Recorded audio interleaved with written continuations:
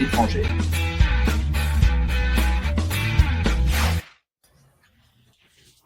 Tout d'abord, j'aimerais exprimer ma gratitude pour tout votre travail, qui a été très utile pour ma croissance personnelle. Je sers en tant qu'ancien dans mon Église et je suis fermement aligné avec la vision provisionniste du salut. Cependant, j'ai récemment participé à des discussions théologiques approfondies sur la sotériologie avec d'autres dirigeants de mon Église. Nos récentes conversations ont tourné autour de l'idée de savoir si Dieu appelle tout le monde. Je soutiens que l'appel de Dieu au salut est étendu à tout le monde, tandis que d'autres dans la direction soutiennent que Dieu n'appelle pas tout le monde à être ses enfants. En particulier ceux qui n'ont jamais entendu l'Évangile, ils soutiennent qu'il y a des personnes qui ne font pas partie des élus et qui n'auront jamais l'opportunité du salut, que ce soit des peuples éloignés, des groupes qui n'ont jamais entendu l'Évangile, ou même des proches qui ne reçoivent tout simplement jamais cette impulsion par le Saint-Esprit.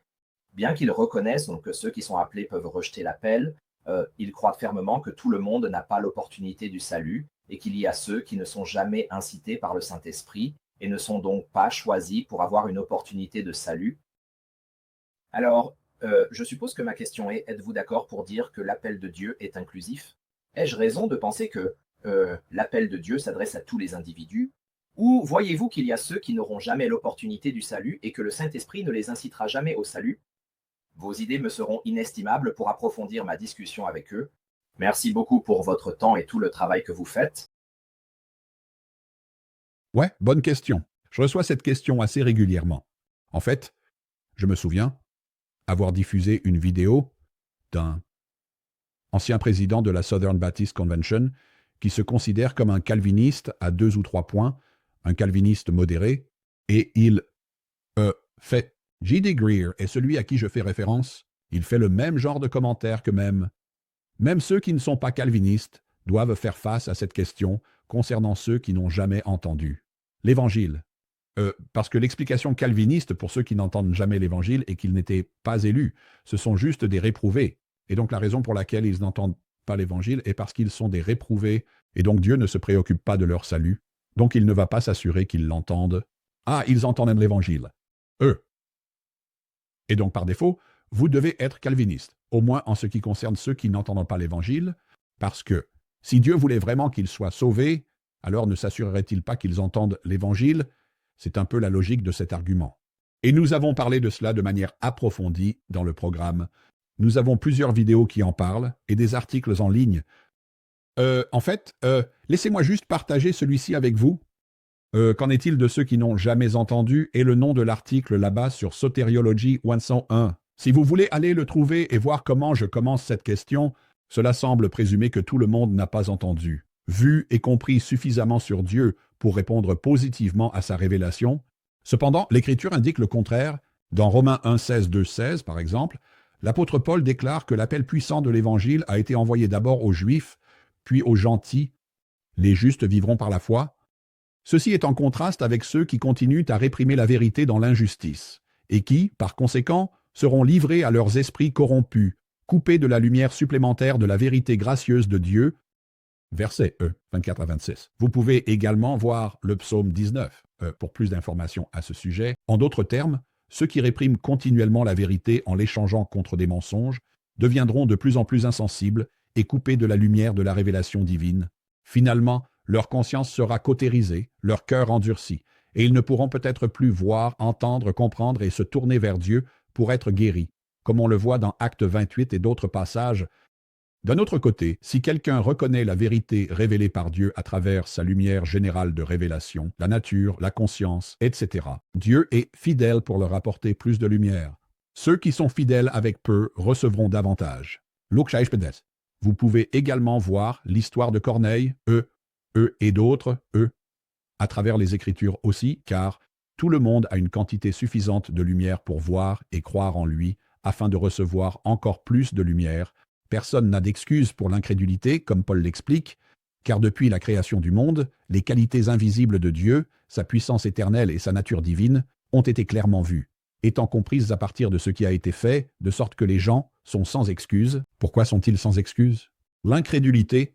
Ils sont sans excuse, non pas pour l'incrédulité envers Jésus de Nazareth mourant sur une croix en particulier, ils sont sans excuse pour croire que Dieu est qui il dit être, que ce qu'il a révélé est vrai concernant sa nature, ses attributs divins, ses qualités invisibles. La puissance éternelle a été rendue connue à la fois par la conscience et la révélation générale, et cela est suffisant pour que vous croyiez et le reconnaissiez comme Dieu.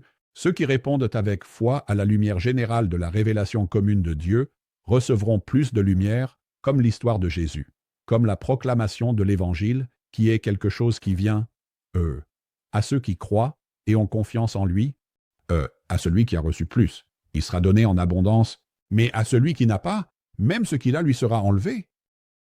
Celui qui est fidèle dans les petites choses est aussi fidèle dans les grandes. Luke 16. Car la grâce de Dieu s'est manifestée pour offrir le salut à tous les hommes. C'était la vraie lumière qui éclaire tout homme venant dans le monde. Jean Unai. Voici une objection courante, et certains d'entre vous y pensent peut-être dans le chat parallèle maintenant que nous parlons. Voici une objection courante.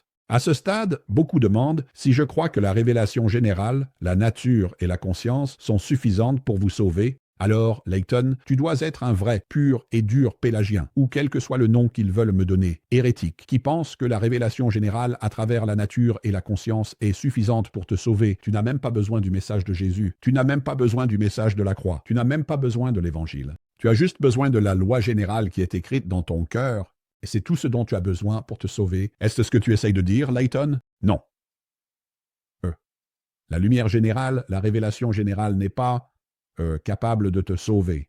Mais la révélation spéciale non plus, la proclamation de l'Évangile n'est pas capable de te sauver. La révélation est seulement suffisante pour accomplir ce que la Bible dit qu'elle est censée accomplir. La révélation générale a été envoyée pour que tu puisses reconnaître que Dieu est Dieu, tandis que la révélation spéciale a été envoyée pour que tu puisses croire en Christ pour la vie éternelle. Jean 20:31. La lumière de la révélation est envoyée pour que tous puissent voir, connaître et comprendre la vérité. C'est la responsabilité de l'humanité de reconnaître et de mettre sa confiance dans cette vérité, ce que toutes les personnes sont librement capables de faire, jusqu'à ce qu'elles deviennent insensibles, endurcies et aveuglées par leur propre rébellion. En d'autres termes, si elles choisissent de fermer les yeux, elles ne peuvent plus voir. Mais la raison pour laquelle elles ne peuvent pas voir, c'est parce qu'elles ferment les yeux. Ils peuvent toujours choisir d'ouvrir les yeux pour voir. Mais s'ils choisissent de fermer les yeux, c'est leur faute. D'accord? Ce n'est pas parce qu'ils sont nés sans yeux, c'est parce qu'ils ont fermé les yeux. Ils peuvent toujours les rouvrir et voir, mais s'ils choisissent de fermer les yeux, c'est leur faute. C'est de la rébellion, d'accord? Ceux qui sont en rébellion peuvent devenir endurcis par eux-mêmes et être finalement rejetés par Dieu, endurcis judiciairement dans leur incrédulité. En d'autres termes, si quelqu'un choisit de fermer les yeux assez longtemps, et donc Dieu éloigne la lumière d'eux, c'est leur faute, pas celle de Dieu. D'accord? Ce n'est pas, Dieu ne les aimait pas vraiment, ne les voulait pas vraiment. C'est le résultat de leur incrédulité, le résultat de leur rébellion, pas le résultat d'une condition naturelle dès la naissance qu'ils ne pouvaient pas éviter, comme le système calviniste l'enseigne. On est sauvé par révélation. Personne, excusez-moi, n'est sauvé par révélation. D'accord? Vous entendez ça? Nous ne sommes pas sauvés par révélation, nous sommes sauvés par la grâce, par la foi, qui vient par la révélation de la parole. Romains 10, 17. Juste. En d'autres termes, la foi vient en entendant, la foi vient en voyant, la foi vient par la révélation de Dieu. D'accord, donc la foi ne vous sauve pas, la révélation ne vous sauve pas, Dieu vous sauve par la grâce, par la foi, et la foi vient par la lumière. Révélation. La vérité étant révélée, Dieu est fidèle pour apporter sa parole à tous ceux qui le reconnaissent comme Dieu, à travers la lumière qui leur a été donnée. Même John MacArthur, dans son message couvrant le chapitre 2 de Romains, résume ceux qui n'avaient pas la loi écrite et n'ont pas entendu l'Évangile. Nous avons diffusé cela lors d'une émission précédente avant que John MacArthur ne soit autant calviniste qu'il l'est aujourd'hui. Il semble qu'il fasse réellement ce point. Et voici une citation de John MacArthur datant des années 80, peut-être 70. Dans les années 80, il dit « Création, conduite, conscience, contemplation, ce qu'ils font, comment ils gèrent le bien et le mal dans leur propre vie et comment ils gèrent la vie des autres, indique qu'ils savent que la loi de Dieu est écrite en eux. Maintenant, voici la chose la plus importante que j'ai dite. » MacArthur parle. La somme de tout cela est la suivante. S'ils vivent selon cette lumière et acceptent cette lumière, Dieu leur révélera la pleine lumière de Jésus-Christ. John MacArthur a dit cela. En d'autres termes, je suis d'accord avec John MacArthur des années 1980 quand il a dit cela. S'ils vivent selon cette lumière, en d'autres termes, s'ils font confiance, s'ils croient en cette lumière, s'ils acceptent cette lumière, alors que fera Dieu? Dieu leur apportera plus de lumière, la pleine lumière de la révélation de Jésus-Christ. Et MacArthur continue en disant « Je le crois de tout mon cœur ». Vous voyez, c'est ce que dit Acte 17. Il n'est pas loin de nous si nous le cherchions. Vous voyez, s'il prenait simplement ce qu'ils ont et l'acceptait. Jean 7, 17. Notez-le, si quelqu'un veut faire la volonté de mon Père, il connaîtra l'enseignement. Regardez cela. Si quelqu'un veut faire la volonté de mon Père, il connaîtra l'enseignement. Qu'est-ce que cela signifie? Si quelqu'un suit Dieu, un homme craignant Dieu, comme Corneille, si quelqu'un veut faire ce que mon Père veut, ce que Yahweh veut, il connaîtra l'enseignement de Jésus. En d'autres termes, le Père le donnera au Fils, ce dont parle Jean 6. D'accord? Si votre désir est de faire la volonté du Père, Corneille, que va-t-il faire? Il va vous révéler le Fils. Il ne savait pas qui était le Fils avant cela. D'accord? Si le cœur est disposé, il saura John MacArthur. Je suis d'accord avec John MacArthur des années 80. Il a raison sur ce point. C'est pourquoi je le cite, parce que je sais que certains d'entre vous n'écouteront pas l'anti-calviniste Leighton Flowers, mais peut-être écouterez-vous les paroles de MacArthur, parce qu'il dit exactement la même chose que moi à propos de cette question.